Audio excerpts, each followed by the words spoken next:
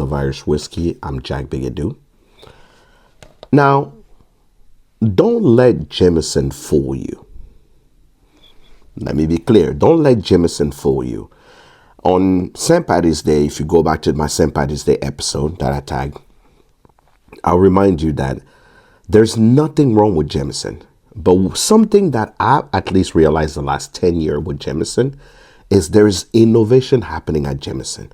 If you have paid attention, the amount of things you see on Jameson, the amount of expression, the experimentation that is coming out of Jameson is scary because they don't just want to be your grandfather's whiskey, right? They don't want to be that. So introducing this year's exploration, Jameson Triple Triple. Now, let's be very clear. The triple distill thing, when it comes to Irish whiskey, is a gimmick.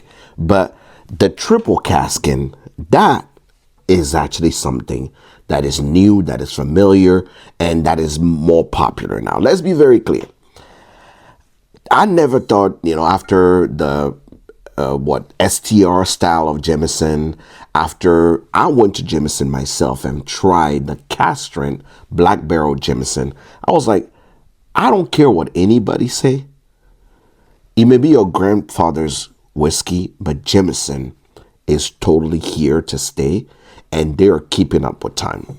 This triple triple here that I receive is triple distill and age in ex-bourbon cask, sherry cask, and chestnut cask, right? So they're saying, let's forget the extra smooth, the extra layer of flavor in it, all the other things.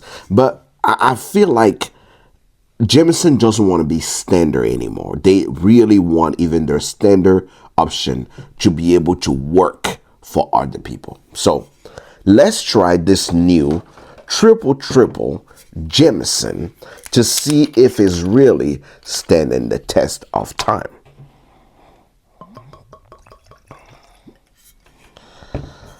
Triple triple Jameson, not your average grandfather's spirit. All right. Beautiful, nice nose, a low floral, a low sweet. Is a little, even on the nose, it reminds me of a lemon zest. Like a spritz of lemon. Some nice, like a beautiful rose water on the nose. And just a little bit of honey on the nose. All right. Cheers.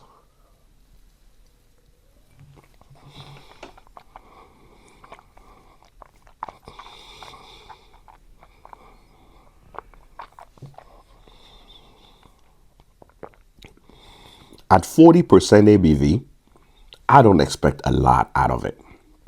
I really don't. I don't expect a lot out of it. But the one thing I will tell you, there is oily honey.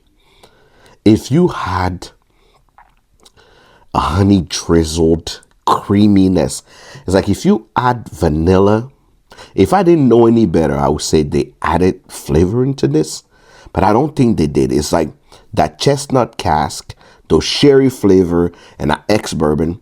The bourbon give us a little bit of those spice note right at the end, but really, I understand when they use the word extra smooth. This is, and I don't use this often, this is smooth. I'm talking creamy, going down your throat, just with love. Pause. But just with love. Cheers.